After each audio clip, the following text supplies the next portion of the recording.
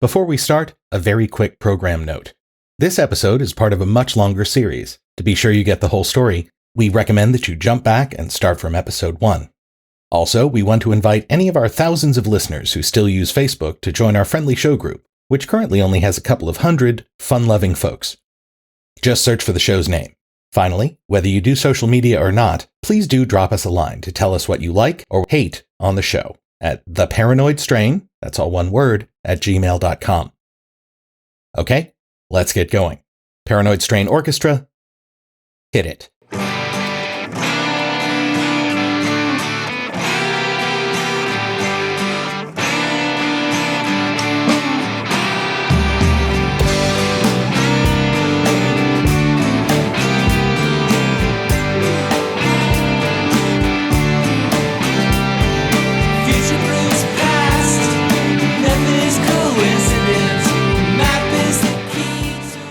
On the other hand, we don't have to look far to find the dramatic effects that the Satanic Panic had on real people. For example, we can turn to Justin Sledge himself. This happened to me. I was a victim of the panic. And what happened in a nutshell was that a very troubled young man at my high school murdered his mother and came to school and proceeded to hand me a packet of information, which turned out to be his will and a kind of quote-unquote manifesto. And he proceeded to murder his ex-girlfriend and another young woman and shoot into the crowd. This is one of the really early school shootings. This is 2 years before Columbine. And it's interesting because you look at his initial confession filmed that day, there's no mention of devil worship or Satanism or witchcraft or anything like that. And then slowly throughout the course of the next week, we all over town were hearing about Satanism constantly, that it was a satanic thing that did this, and they found this in the woods, and it was all this stuff. And all of a sudden, me and several other young men, about a half a dozen young men, were all arrested. And we were accused of being part of a satanic conspiracy that motivated this young man to do these horrible crimes. And like in many cases, McMartin case and virtually all other cases that were the result of these panic arrests, what ends up happening is that once you get into court, you have to provide evidence. Courts work on evidence. You have to actually show that people have done things. And one after the other, charges are dropped, they're reduced. The same happens to me after about a year and a half of being under suspicion of having been a member of a satanic cult. As the actual evidence, or lack of evidence, I should say, flows in, it became increasingly clear that there was no satanic cult, that some of the guys that I was arrested with, I didn't even know. So this was a case where, the panic really had a horrifying impact on my life. It's not just that it affected me. I spent 60 days in jail, accused of things I never had done. I had to go through the trauma of experiencing a school shooting and then basically be blamed for having been part of it, which is really horrifying. Kicked out of school, wasn't allowed to return to school anywhere, basically. Had a huge impact on my life in terms of post-traumatic stress and just social relationships that were fractured. And the families of the victims of all this were told by the police and by civic leaders that a satanic cult had murdered their children. And then slowly to have watched that unravel and it be clear that that never happened. I can only imagine the trauma of having lost a child. I can't even imagine it. But then being told that a satanic conspiracy had done it, and then to watch that just disappear. Police never issued an explanation. They never issued an apology. They never issued a what in the world happened. They just quietly swept it under the rug and they were done with it. In these conspiracy theories, I know that they can be fun to listen to or read about. They can be interesting. I used to love sitting up late at night listening to Art Bell go on and on about shadow people or whatever. But there's a real dark side to this, and the real dark side is this: the panic ruined people's lives. It crushed people. I can only imagine childcare workers, people who take care of kids, who love children, who really want to make the kids they take care of the best life they can have, only be accused of abusing them in the most horrifying ways, being drugged through the legal system. And then on the other side of it, they're acquitted because there's no evidence for any of this. There's no tunnels beneath these buildings or whatever. They're acquitted, but they'll never get out of the shadow of it. They'll never really work again in the industry. They'll never be the same ever again. There's a big part of what motivates me when I do the work of Esoterica, or when I make episodes about the witch hunts or make episodes about these kinds of things. I do it because I really do believe that we're not in the clear of these kinds of things causing enormous social harm. And having been harmed by one of these conspiracy theories, it is a weird comfort to realize, like, oh, there is a method to this madness. You can go back to the Middle Ages. You can go back to the foundations of Judaism and anti-Semitism and other kinds of things and go, oh, there is a reason why this happens. There's a reason why it looks the way that it looks. There's a reason why we were accused of the kinds of things we were accused of. And that is, I mean, it's cold comfort, but it's some comfort that there is an underlying logic to it all. The shooting there at Pearl High School and the panic that followed it, it really was a terrifying thing to be arrested and put on TV, and people say that you're part of a satanic cult. And the aftermath of it, nothing. The media coverage always followed the same pattern. Enormous media coverage of the accusations and of the trial, no coverage of the acquittals virtually, and then virtually no follow-up footage. I was 16 at the time. In some ways, I fit the bill of the kind of kid you would imagine getting accused of this kind of stuff. Like, I played Dungeons and Dragons when I was a kid. You know, I listened to, I don't know, Nine Inch Nails or something, right? I was like into like grunge music, which I guess was transgressive in Pearl, Mississippi in the 90s. I was also really interested in alchemy. So I'd be printing off alchemical tracts on the library computer to take home and translate in my Latin class because, you know, I was taking Latin and these are cool things I could practice my Latin with. But I wasn't like a goth. I didn't dress that way. There was a goth subculture at school who I'm sure got all kinds of hell in the midst of all this, but I wasn't part of like the goth culture. One of my best friends was actually one of the head cheerleaders for the school. I don't remember being picked on. I don't think I remember being bullied that much, although there was a lot of bullying that happened at that school, like every school in the 90s, I guess. But I was relatively well-known, well-liked. I don't think that I was especially weird or whatever. At the time, I'd actually just recently learned that my ancestors were Jewish, and so I was at the synagogue, learning Hebrew and experimenting with what Jewish identity meant to me by wearing a yarmulke or learning to read the Bible in Hebrew. And like every 16-year-old, you go through a bunch of weird stuff and you're trying to sort yourself out. And so I'm sure that didn't help. Some of these interviews the police they had with children, 16, 15-year-old kids with no parents there, with no attorneys there. You can see the leading questions they would ask these young people, how long did you know that he was a devil worshiper? You begin to see the same kind of interrogational techniques that were developed by the Inquisition, where no matter what answer you give, you're always wrong. Either you're lying or you're in on it, right? And this would be the insinuation. And as soon as that, it was like, all right, you need to start naming names. And looking at some of the early interviews that the police did, people began to just to do this. And it's interesting to watch, oh yeah, I've seen this dynamic play itself out before. Eventually, all the charges were dropped. In fact, what ended up happening was the grand jury reconvened. This had gone on so long that a new grand jury would have to be reconvened to indict everyone again, because you have due process in this country.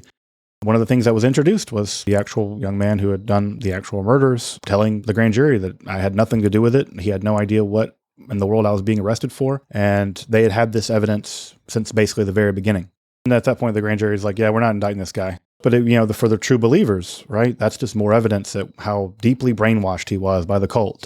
There's just no way out.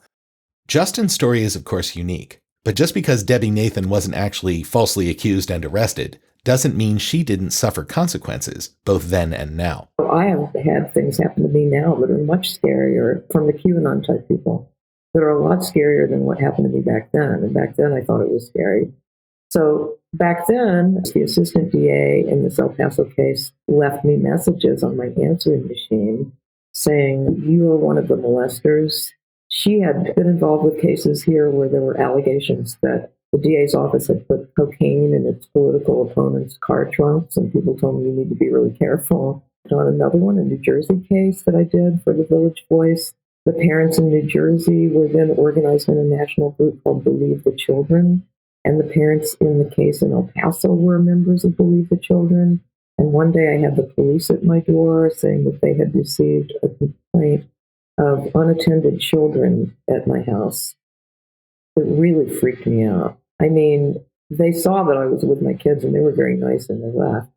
But then I got a hold of the next door neighbor, right, that lawyer, and I said, I'm really scared because their police have believed this stuff. And if they believe it in El Paso, what if they think that I was having a ritual in the basement and the kids were upstairs unattended, but then there's a tripwire in the street that the Satanists have some magic powers or something that when the police come, they know. I mean, I was really freaking out because I had seen people in El Paso who had just stood up for their neighbors who'd been accused. who had ended up being accused themselves by the children. It was very much like the Salem witch trials. So he told me, oh, well, the reason why they didn't accuse you of abuse, of actual physical or sexual abuse, is because in Texas, people have to, if they make a report, they have to provide their name. But probably they only accused you of neglect because you don't have to provide your name. But you know what? That was not as scary as now, because now I have these QAnon people in town chasing me around and calling me a satanic ritual something pedophile Jew. Now that's added into it.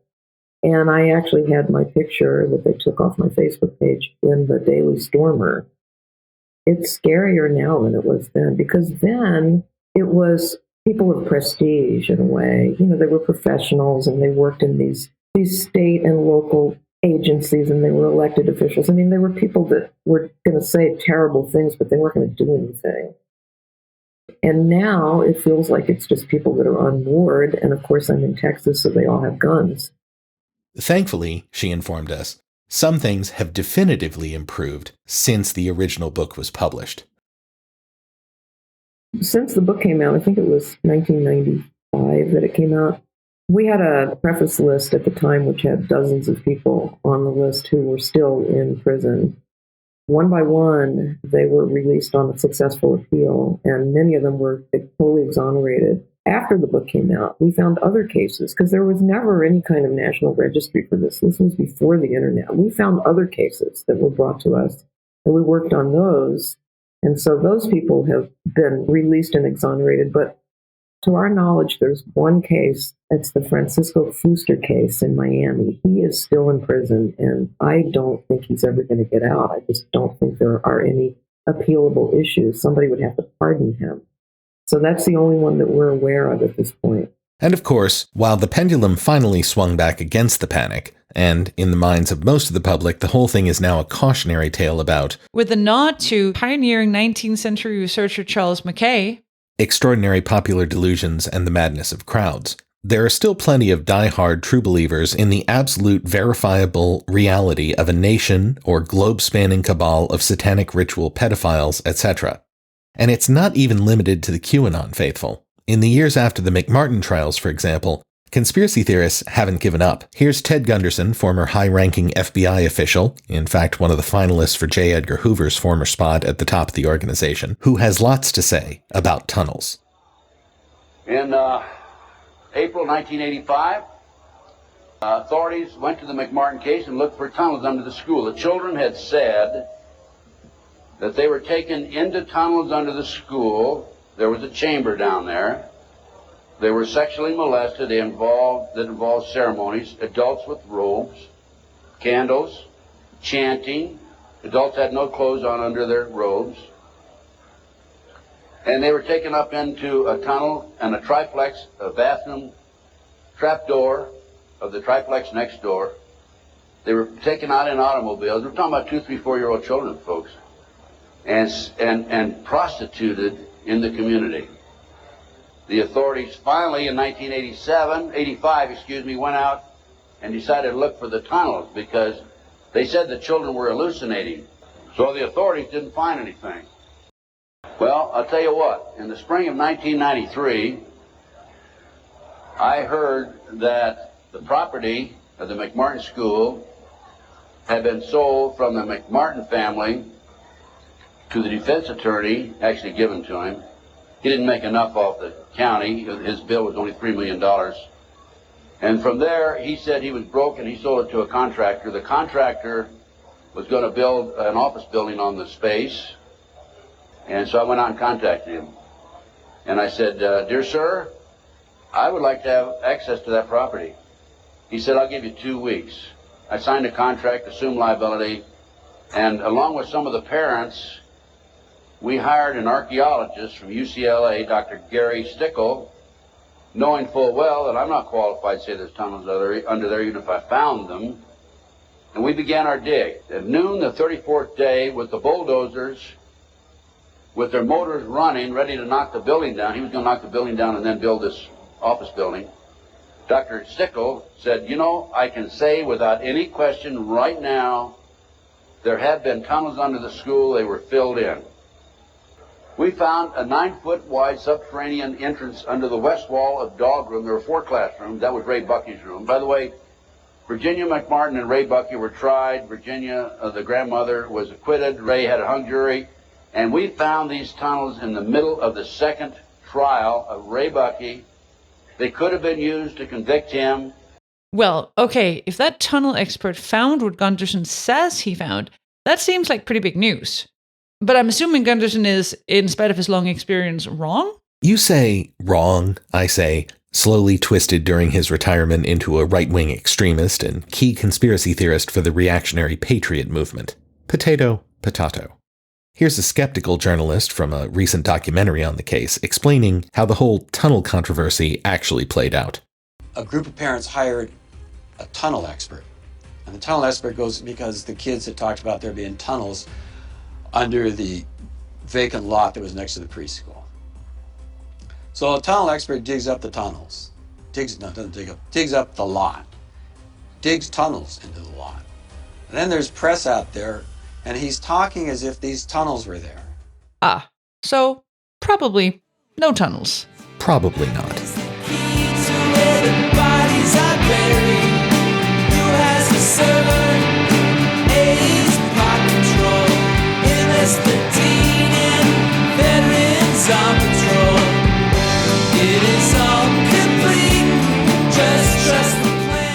And now, of course, we deal with the question of what real-world horror the child sex trafficking and abuse mania that QAnon built on the foundation laid by the Satanic Panic is obscuring.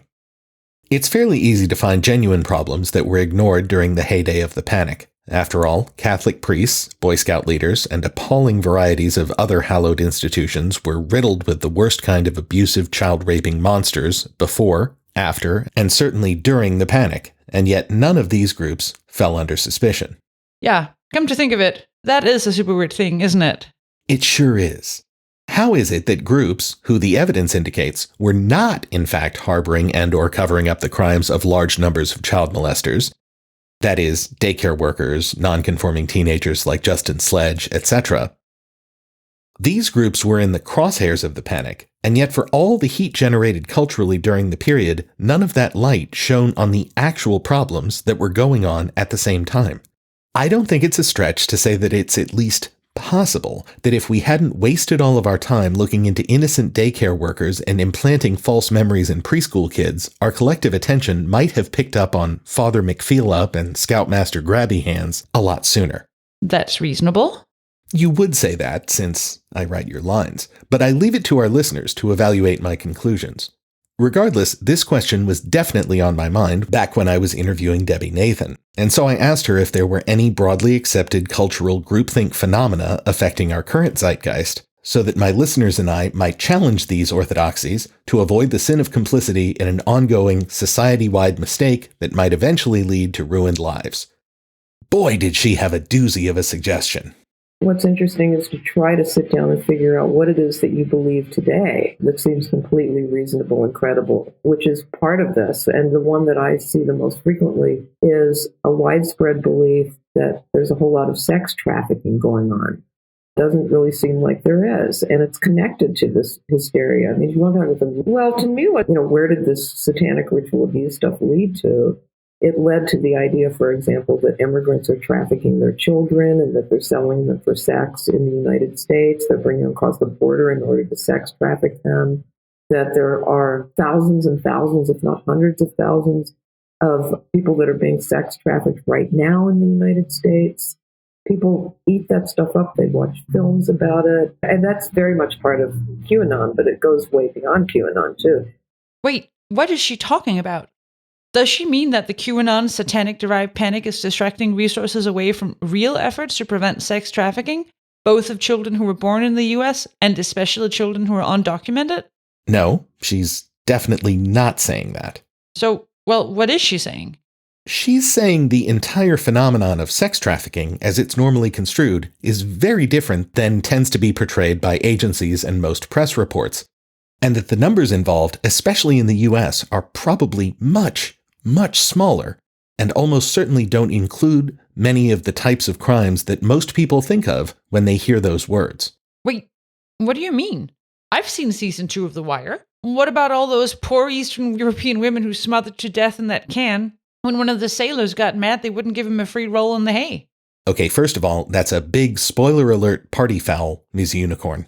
Jeez. You've just reminded them you write all of my lines. Stop snitching, Unicorn. And relax. It's all in the game, right?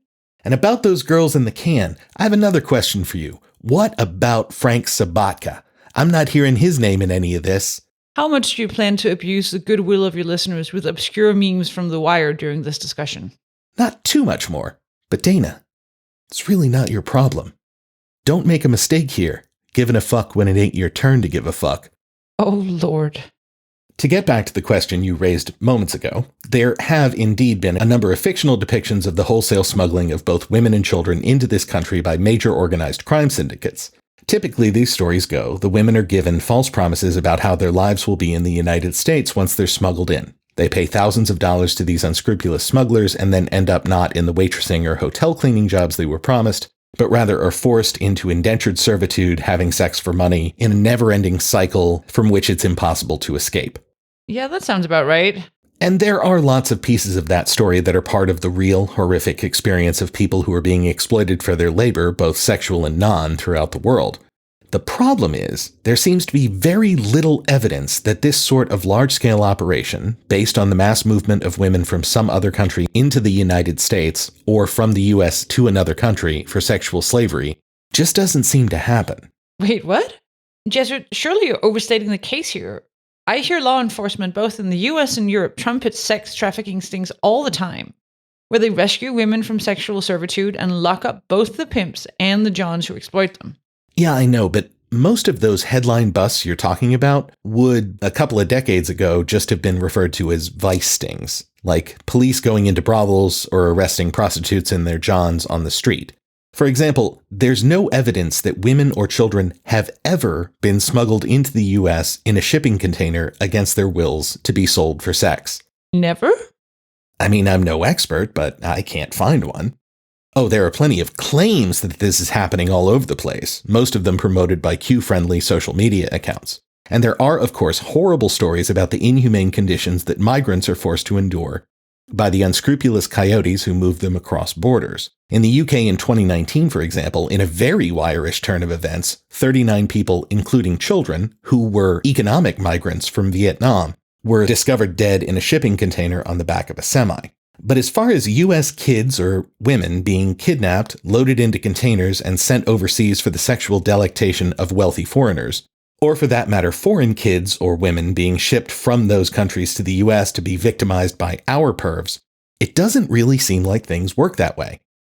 Oh, rumors fly all the time, and you won't be surprised to learn that many of these rumors come from the self-same QAnon and Save the Children social accounts that are constantly screaming about how Tom Hanks helped Jeffrey Epstein improve his golf swing between shots of adrenochrome and Hummers from underage girls. Not that we're downplaying the crimes of Epstein, nor the very troubling ties he had with major cultural and political figures. But, the whole Tom Hanks obsession by the Q-nuts really rankles us. He's America's dad, goddammit. And remember, Epstein didn't have to look internationally for his prey. There were plenty of local monsters willing to find underage victims conveniently located near the scenes of his ongoing crimes. Let's try to figure out what's real and what's not here. There's a lot of literature on this subject, and Debbie helped us through the basics, but it boils down to a few pretty easy to understand issues. Number 1, inflated statistics. Number 2, mission creep. And number 3, moral panic. First, the statistics.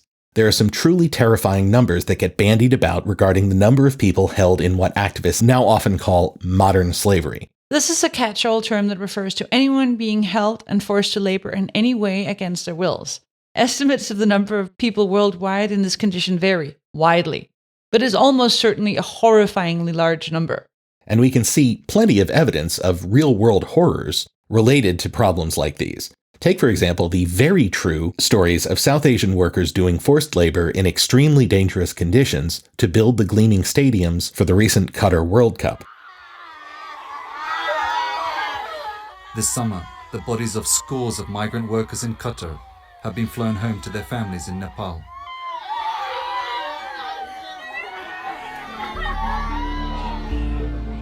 Nepalese make up the highest numbers but lowest paid migrant laborers in Qatar. They are victims of a state-run sponsorship system which binds each worker to a single employer. They cannot leave their job or even the country without their employer's permission. This system, combined with the huge debts most workers owe in Nepal, leaves them trapped, especially if they find themselves with jobs and salaries very different to what they were promised. In the worst cases, this leads to forced labor, a modern form of slavery. This worker now shares a tiny room with 11 other men not far from the exclusive hotels of central Doha. But despite being cheated, he feels he cannot leave. Many migrants allege they are forced to work without pay, often for months. In the worst cases, migrants have no choice but to run away and find alternative work illegally. Part of the confusion, though, comes from the blurring of lines between victims like these, or the Uyghurs who are doing forced labor even now in Chinese re-education camps, and victims of human trafficking. See, people in the US tend to get super worked up about the idea of trafficking, especially in terms of women and children. But they don't have as strong a reaction to headlines talking about forced labor. So advocates, as well as headline writers in search of clicks, tend to rework already questionable estimates of coerced labor, which is often labor imposed on citizens by government, as in the previously discussed case of Chinese Uyghurs. And most of these scenarios, with important exceptions like the Nepalese and Qatar, take place within the victims' home countries. So, exploitation, sure, but mostly no trafficking per se. These overestimates are then transformed into human trafficking statistics, even though the best research suggests that only a quarter of those being exploited for their labor are outside their country of origin. So they're not really being trafficked anywhere. This happens specifically because the word trafficking gets more attention from the public, conjuring images as it does of young women or children probably being exploited sexually. And it's the sexually part that brings the attention, the bipartisan cooperation, and the funding. Exactly. It doesn't have the additional Satan booster that the panic benefited from, but the idea of sexual exploitation of the innocent really gets people angry, much more so than common everyday labor exploitation. But on top of that, as we've indicated already, accurate numbers can be very hard to come by, and the biggest numbers tend to get repeated regardless of their validity. And even the numbers issued by the same organizations can swing up or down a great deal between one year and the next, even in the case of generally sober entities like government agencies. One Washington Post fact-checking article pointed out that between 2013 and 2014, the State Department noted in consecutive annual reports that 40,000 people had been identified as victims of human trafficking. That is, the number of verified victims hadn't changed between the 2 years, though it's worth noting that number is also probably inflated. But the big thing to notice is that the total global number of supposed trafficking victims who were unidentified went from an estimate of 27 million in 2013 to an estimate of over 20 million in 2014. So where'd those 7 million unidentified victims go?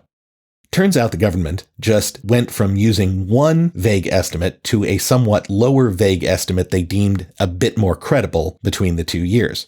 But at the time, an even more widely cited figure pinned the global figure of unidentified exploited victims at 35.4 million.